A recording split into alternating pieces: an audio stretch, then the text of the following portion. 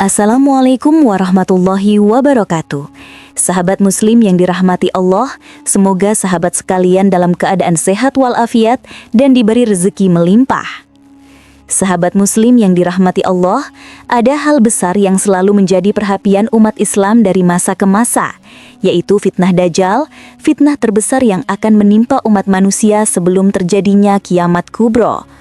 Rasulullah Shallallahu Alaihi Wasallam menegaskan bahwa tidak ada fitnah yang lebih besar dari sejak Allah menciptakan Nabi Adam hingga hari kiamat nanti, melainkan fitnah Dajjal. Hal ini diriwayatkan dalam hadis sahih. An Imran bin Husainin qala Rasulullah Shallallahu Alaihi Wasallam, ma baina kharaqi Adama ila qiyamis saati amrun a'dhamu minad Dajjal. Artinya, dari Imran bin Husain radhiyallahu an, ia berkata, Rasulullah Shallallahu Alaihi Wasallam bersabda, tidak ada perkara sejak diciptakannya Adam hingga datangnya hari kiamat yang lebih besar daripada fitnah Dajjal.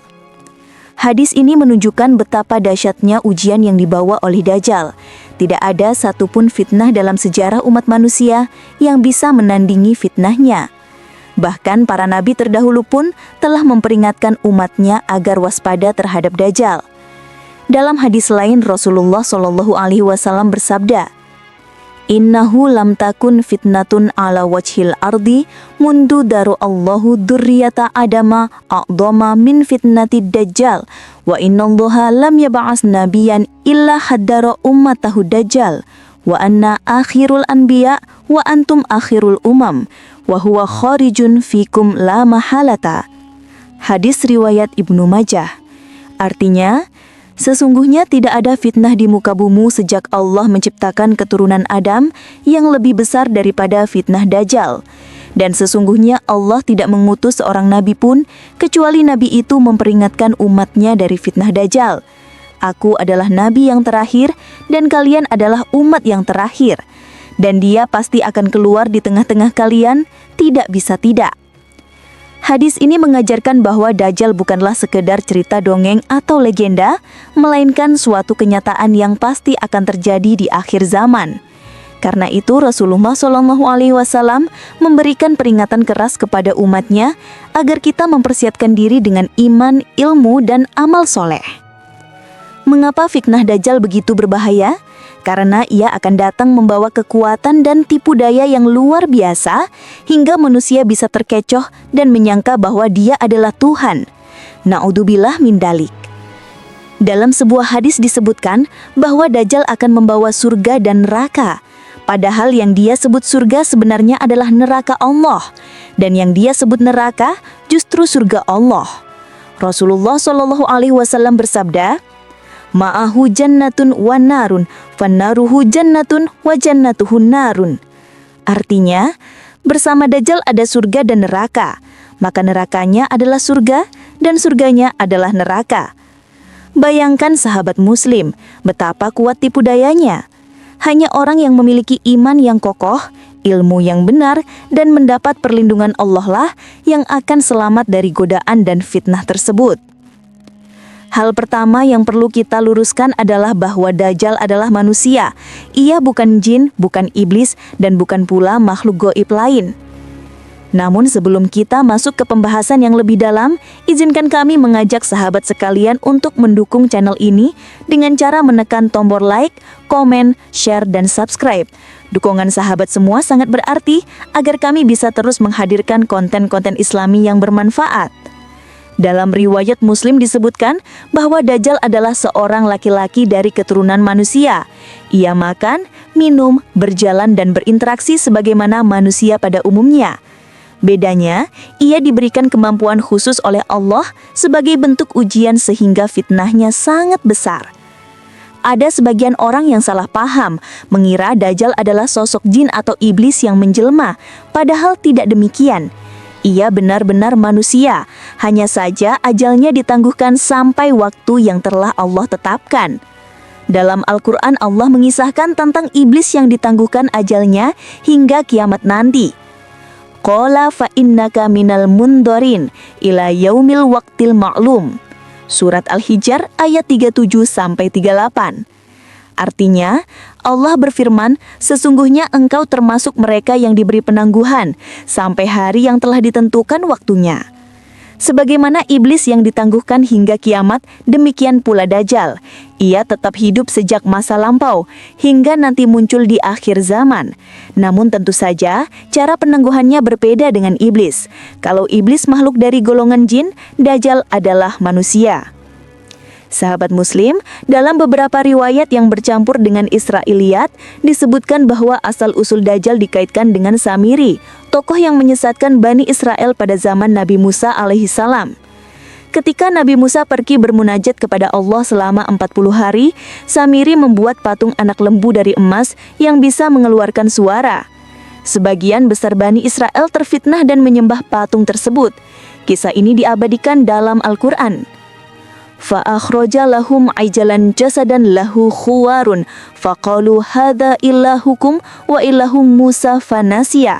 Surat Toha ayat 88. Artinya, lalu Samiri mengeluarkan bagi mereka anak lembu yang bertubuh dan bersuara. Maka mereka berkata, inilah Tuhanmu dan Tuhannya Musa. Tetapi Musa telah lupa. Sebagian riwayat mengatakan bahwa Samiri memiliki keterlibatan dengan kelahiran Dajjal. Bahkan ada yang menyebut Dajjal adalah anak keturunan dari kelompok yang sesat itu. Akan tetapi kisah ini termasuk riwayat yang lemah karena tidak ada hadis sahih yang menegaskannya. Beberapa kisah populer menyebutkan bahwa Dajjal lahir dari keluarga miskin. Ayahnya digambarkan sebagai orang tua yang tinggi, besar dan berambut lebat. Sedangkan ibunya digambarkan sebagai wanita yang gemuk dan banyak daging tubuhnya. Namun, sekali lagi, tidak ada riwayat sahih dari Rasulullah SAW yang menguatkan gambaran fisik kedua orang tuanya. Riwayat-riwayat semacam ini banyak bersumber dari kisah Israiliyat. Ada juga kisah lain yang beredar di kalangan masyarakat, bahwa Dajjal lahir dengan tanda-tanda keanehan. Disebutkan bahwa ibunya hamil dengan cara yang tidak wajar. Bahkan, ada yang menyebut melalui ritual penyembahan berhala. Lalu, lahirlah Dajjal dengan kondisi yang sudah berbeda dari bayi pada umumnya. Kisah-kisah seperti ini memang beredar luas, tetapi tidak ditemukan dalam hadis-hadis sahih. Maka, sikap yang bijak bagi kita adalah tidak menganggapnya sebagai kebenaran mutlak. Boleh jadi itu hanyalah tambahan cerita yang dibuat oleh generasi setelahnya untuk memperkuat imajinasi tentang betapa anehnya kelahiran Dajjal. Walau kisah kelahirannya tidak dijelaskan secara detail dalam riwayat sahih, para ulama sepakat bahwa sejak masa dahulu, Dajjal telah ada, namun disembunyikan oleh Allah Subhanahu wa Ta'ala. Ia belum diizinkan keluar kepada manusia. Dalam hadis Tamim Ad-Dari, disebutkan bahwa Dajjal saat ini dipenjara di sebuah pulau, terikat dengan rantai besar, menunggu waktu untuk dilepaskan di akhir zaman. Sahabat Muslim, karena banyaknya riwayat lemah dan Israiliyat tentang asal-usul Dajjal, para ulama berbeda pendapat. Pendapat pertama, Dajjal lahir di masa lampau dan sejak itu disembunyikan hingga akhir zaman. Pendapat kedua, Dajjal adalah sosok manusia yang lahir secara normal. Tetapi, Allah menjaga kehidupannya agar tetap panjang umur. Pendapat ketiga, sebagian ulama menolak kisah-kisah detail tentang kelahiran Dajjal, karena tidak ada dalil sahih. Mereka lebih memilih berpegang pada hadis sahih saja, tanpa mengaitkannya dengan kisah Israiliyat. Pendapat yang lebih kuat adalah pendapat ketiga, karena dalam masalah akidah, kita tidak boleh berpegang pada riwayat yang lemah. Cukuplah bagi kita keyakinan bahwa Dajjal adalah manusia. Ia hidup sejak dahulu dan akan keluar di akhir zaman dengan fitnah yang besar. Dalam beberapa riwayat, meskipun tidak semuanya sahih, disebutkan bahwa sejak kecil Dajjal sudah menunjukkan keanehan. Ia dikenal sebagai sosok yang cerdas, licik, dan memiliki kemampuan berbicara serta berdebat yang luar biasa. Sejak kecil pula, ia sudah menunjukkan tanda-tanda keburukan di dalam hatinya. Ada riwayat populer, meskipun lemah, yang menggambarkan bahwa orang-orang di sekitarnya menyadari kelainan Dajjal, hingga mereka berusaha menjauhinya. Namun sekali lagi, riwayat ini tidak bisa dipastikan kebenarannya. Yang jelas, Rasulullah Shallallahu Alaihi Wasallam menggambarkan Dajjal sebagai seorang laki-laki biasa yang akan muncul membawa fitnah besar. Dajjal bukanlah orang bodoh, justru sebaliknya. Ia memiliki kecerdasan luar biasa. Ia mampu mempelajari bahasa-bahasa berbagai kaum, memahami tulisan, serta menguasai ilmu-ilmu duniawi. Sebagian kisah menggambarkan bahwa Dajjal melakukan pengembaraan dari satu negeri ke negeri lain, belajar dari banyak orang, bahkan mempelajari sihir serta tipu daya yang digunakan untuk menyesatkan manusia. Inilah sebabnya ketika ia keluar nanti di akhir zaman, fitnahnya sangat meyakinkan hingga banyak manusia tertipu oleh ucapannya. Salah satu fitnah besar yang dikaitkan dengan Dajjal adalah perannya dalam menyesatkan Bani Israel. Dikisahkan, ia pernah membuat patung anak lembu yang bisa berbicara dan memprovokasi sebagian orang untuk menyembah patung tersebut. Kisah ini sejalan dengan yang Allah firmankan dalam Al-Quran tentang Samiri. Lalu Samiri mengeluarkan bagi mereka anak lembu yang bertubuh dan bersuara. Maka mereka berkata, "Inilah Tuhanmu dan Tuhannya Musa." Tetapi Musa telah lupa. Meskipun ayat ini berbicara tentang Samiri, sebagian kisah Israiliyat menghubungkannya dengan Dajjal. Allahu a'lam, kisah detailnya mungkin bercampur. Namun, yang jelas fitnah patung anak lembu menunjukkan betapa mudahnya manusia tertipu dengan tipuan syaitan. Ia tahu bahwa manusia seringkali mudah tergoda oleh harta, kekuasaan, dan mujizat palsu.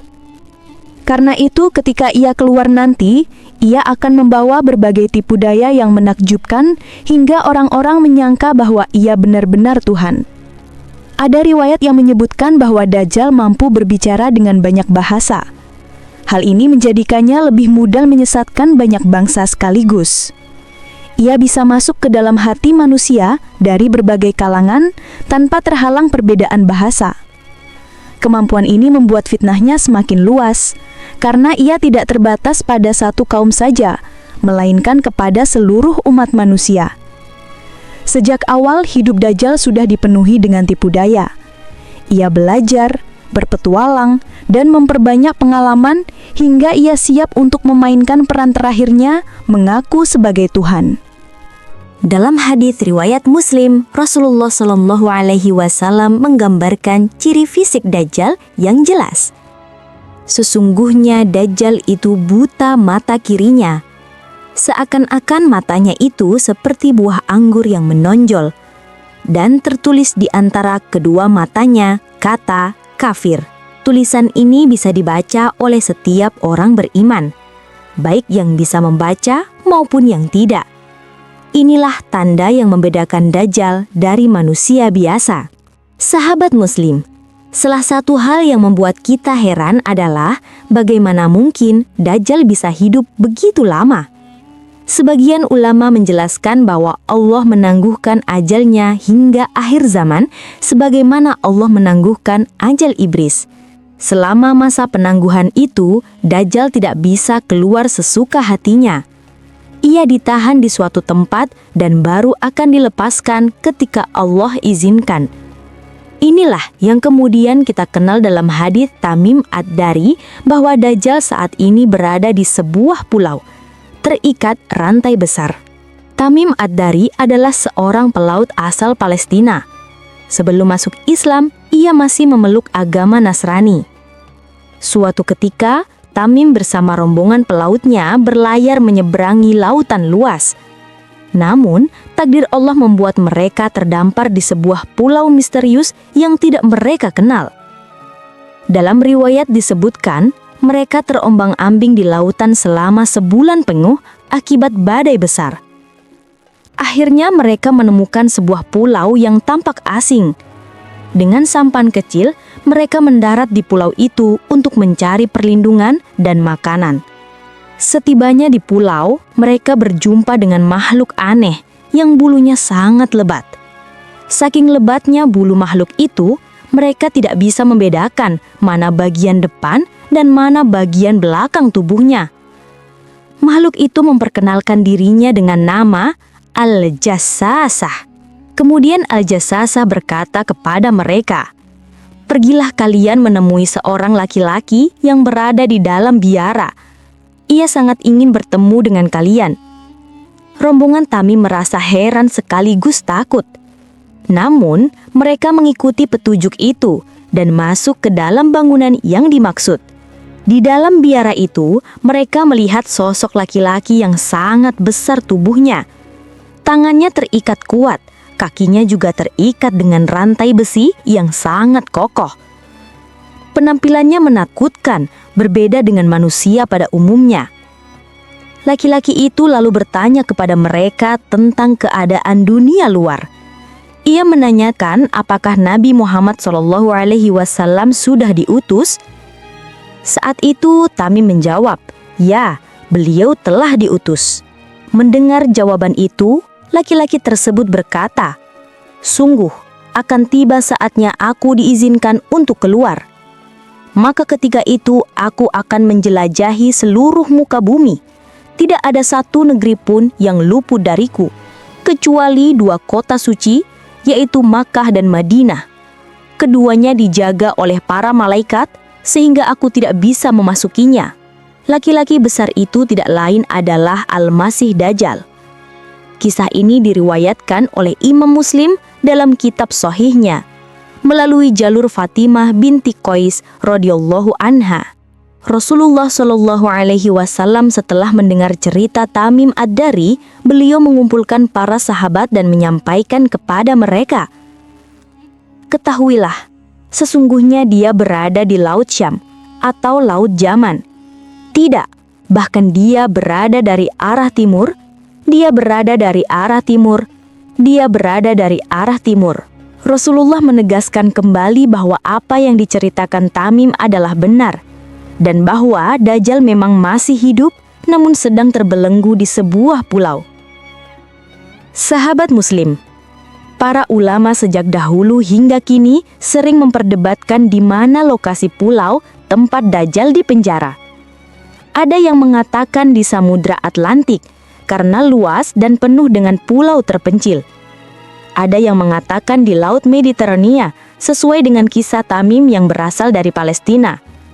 Ada pula yang menyebut di Samudra Hindia atau bahkan di Kutub Utara dan Selatan.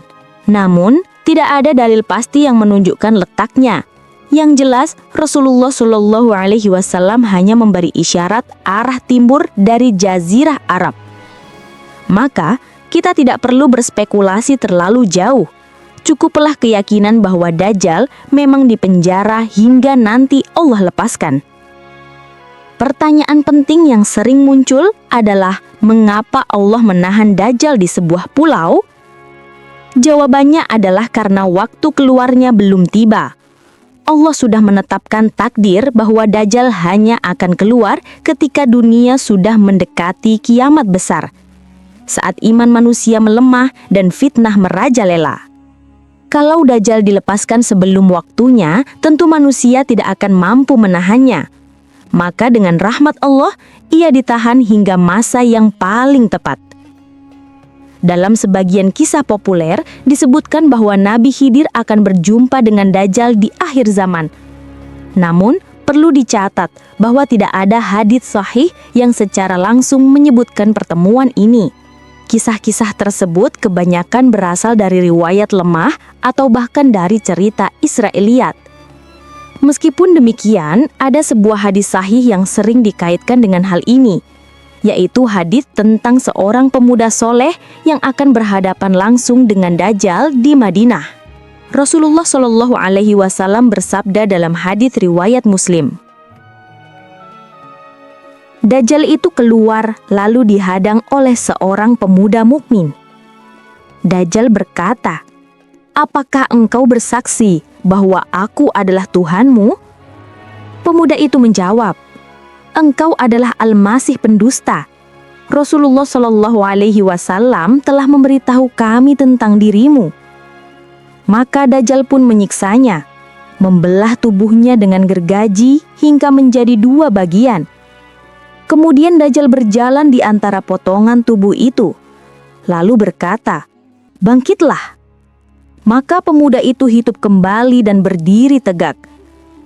Lalu Dajjal bertanya lagi, "Apakah engkau beriman kepadaku?"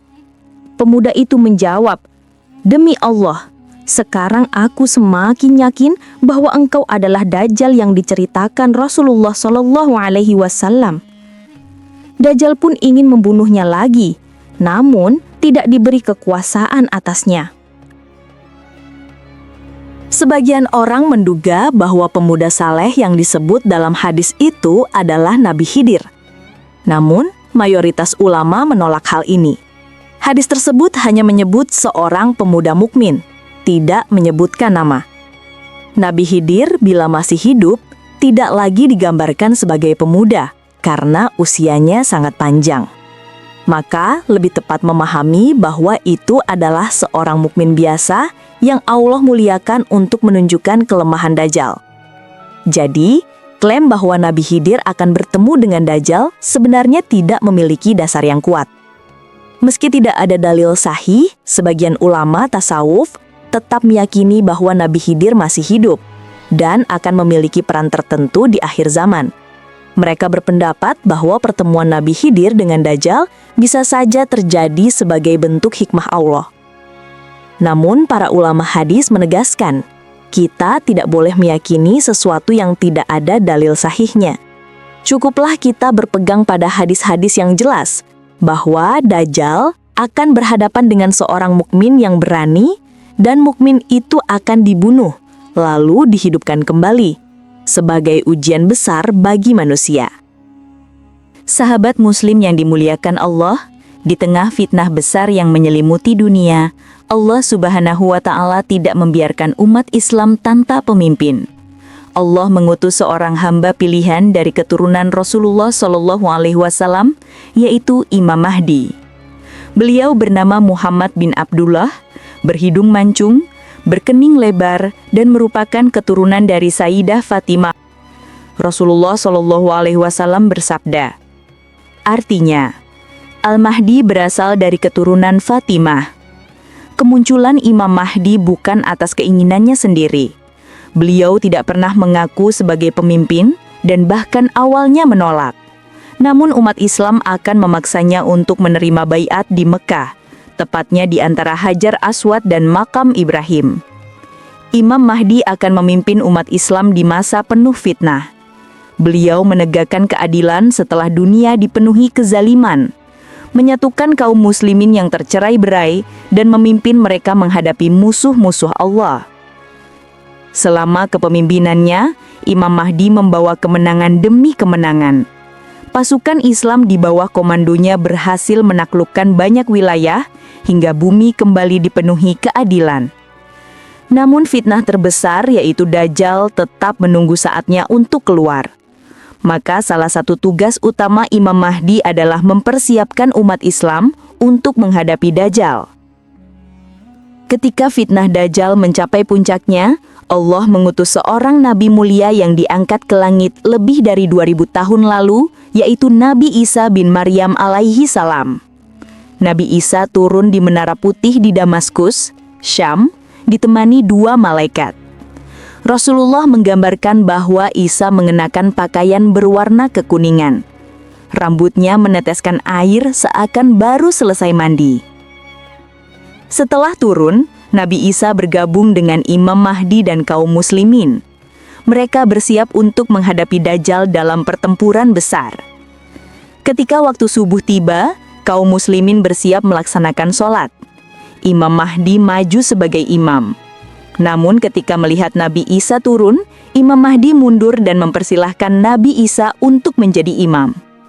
Akan tetapi Nabi Isa menolak, seraya berkata, "Sesungguhnya sebagian kalian adalah pemimpin bagi sebagian yang lain, sebagai pemuliaan Allah terhadap umat ini." Maka sholat tetap diimami oleh Imam Mahdi, dan Nabi Isa menjadi makmum. Hal ini menunjukkan bahwa kedudukan umat Nabi Muhammad SAW sangat mulia di sisi Allah, sampai Nabi Isa pun ikut sholat di belakang seorang pemimpin dari umat ini. Setelah itu kaum muslimin bersama Nabi Isa keluar menghadapi Dajjal. Terjadilah pertempuran besar. Dajjal berusaha kabur, tetapi Nabi Isa mengejarnya hingga ke daerah Bab Lut di Palestina. Rasulullah Shallallahu Alaihi Wasallam bersabda, "Yaqtuluhu 'inda babi Luddin." Hadis riwayat Muslim. Artinya, Isa akan membunuh Dajjal di pintu gerbang Lut. Dengan izin Allah, Nabi Isa membunuh Dajjal dan fitnah terbesar sepanjang zaman pun berakhir. Setelah Dajjal terbunuh, dunia memasuki masa damai dan penuh berkah. Tidak ada lagi fitnah besar, umat manusia hidup dengan penuh keadilan. Nabi Isa akan menghancurkan salib, membunuh babi, dan menghapus jizyah. Karena seluruh manusia diajak masuk Islam. Rasulullah Shallallahu Alaihi Wasallam bersabda, "Demi zat yang jiwaku berada di tangannya, sungguh Isa putra Maryam akan membinasakan Dajjal, dan beliau akan tinggal di bumi selama 40 tahun." Sahabat Muslim yang dimuliakan Allah, setelah Dajjal terbunuh oleh Nabi Isa alaihi salam, dunia memang memasuki masa damai. Namun itu bukanlah akhir. Masih ada ujian besar lain yang Allah turunkan kepada manusia, yaitu keluarnya Ya'juj dan Ma'juj. Ya'juj dan Ma'juj adalah bangsa dari keturunan Nabi Nuh alaihi salam melalui jalur Yafits. Mereka digambarkan sebagai kaum yang kuat, ganas, dan merusak. Dalam Al-Quran, Allah mengisahkan bagaimana Zulkarnain membangun dinding besi untuk menahan mereka. Allah berfirman, "Hingga apabila dibukakan tembok Ya'juj dan Ma'juj, dan mereka turun dengan cepat dari seluruh tempat yang tinggi. Dan janji yang benar, hari kiamat telah dekat, maka tiba-tiba mata orang-orang kafir terbelalak seraya berkata, 'Aduhai celakalah kami. Sesungguhnya kami adalah orang-orang yang lengah dari ini, bahkan kami adalah orang-orang yang zolim.'" Ketika Allah menghendaki, dinding besi yang dibangun Zulkarnain akan hancur dan keluarlah Ya'juj dan Ma'juj. Mereka turun bagaikan banjir manusia, merusak bumi, meminum air sungai hingga kering, dan membunuh siapa saja yang mereka temui. Dalam riwayat disebutkan bahwa umat manusia akan sangat ketakutan hingga Nabi Isa dan para pengikutnya berdoa kepada Allah agar diselamatkan. Allah mengabulkan doa Nabi Isa. Ya'juj dan Ma'juj dibinasakan bukan dengan senjata manusia, melainkan dengan cara yang sangat sederhana. Allah mengirimkan ulat kecil yang menyerang leher mereka hingga mereka mati bergelimpangan. Setelah itu, bumi dipenuhi dengan bau bangkai mereka. Lalu Allah mengirimkan burung-burung besar untuk mengangkat jasad mereka ke tempat yang dikehendakinya. Setelah Ya'juj Ma'juj binasa, dunia kembali damai. Tanaman tumbuh subur, binatang menjadi jinak, dan manusia hidup dalam kemakmuran. Namun masa damai ini tidak berlangsung lama. Setelah itu, Allah mengutus angin lembut dari arah Syam, yang mencabut nyawa setiap mukmin dan muslim. Tinggallah manusia-manusia terburuk, yang akhirnya menyaksikan datangnya kiamat besar. Dengan ini selesailah pembahasan kita tentang fitnah Dajjal, Imam Mahdi, Nabi Isa, dan Ya'juj dan Ma'juj. Semoga kita semua termasuk hamba-hamba Allah yang selamat dari fitnah akhir zaman.